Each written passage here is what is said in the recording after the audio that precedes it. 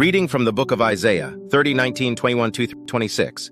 People of Zion who live in Jerusalem, you will weep no more. How gracious he will be when you cry for help. As soon as he hears, he will answer you. Although the Lord gives you the bread of adversity and the water of affliction, your teachers will be hidden no more. With your own eyes you will see them. Whether you turn to the right or to the left, your ears will hear a voice behind you saying, "This is the way. Walk in it." He will also send you rain for the seed you sow in the ground, and the food that comes from the land will be rich and plentiful. Reflection on Isaiah 30:19-21-23-26. The verses from Isaiah paint a vivid picture of divine compassion and guidance. The promise of a responsive and gracious God ready to answer our cries for help is both comforting and reassuring. The metaphor of adversity and affliction being transformed into a bountiful harvest emphasizes the redemptive nature of God's love. The imagery of teachers no longer hidden suggests a direct and personal connection with divine guidance. Reading from the Psalms, 146:1-6. Praise the Lord, my soul. I will praise the Lord all my life. I will sing praise to my God as long as I live. Do not put your trust in princes, in human beings who cannot save. When their spirit departs, they return to the ground. On that very day, their plans come to nothing. Blessed are those whose help is the God of Jacob, whose hope is in the Lord their God. He is the maker of heaven and earth, the sea, and everything in them. He remains faithful forever. Reflection on Psalm 146:1-6. Psalm 146 is a hymn of profound praise, urging the soul to continually lift praises to the Creator. The psalmist contrasts the limitations of human trust with the enduring faithfulness of God. The transient nature of earthly powers is juxtaposed with the eternal reliability of the Maker of heaven and earth.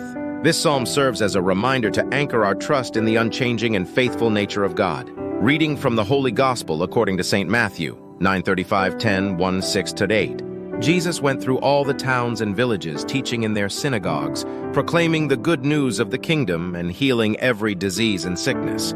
When he saw the crowds, he had compassion on them because they were harassed and helpless, like sheep without a shepherd. Then he said to his disciples, "The harvest is plentiful, but the workers are few.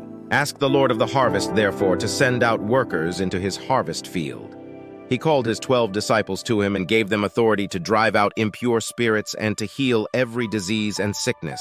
Reflection on Matthew 9:35-10-1-6-8. In the Gospel of Matthew, we witness Jesus embodying divine compassion. His heart is moved with empathy for the multitudes, seeing them as sheep without a shepherd. The metaphor of a plentiful harvest but few workers is a poignant call to active engagement in God's redemptive work.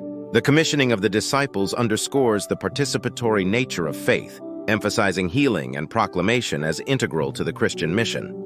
Deep reflection on the entire passage. Collectively, these passages offer a tapestry of divine guidance, praise for God's faithfulness, and a call to compassionate action.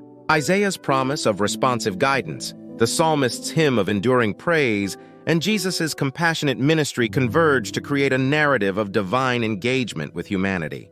This narrative beckons us to embrace a personal and transformative connection with the divine.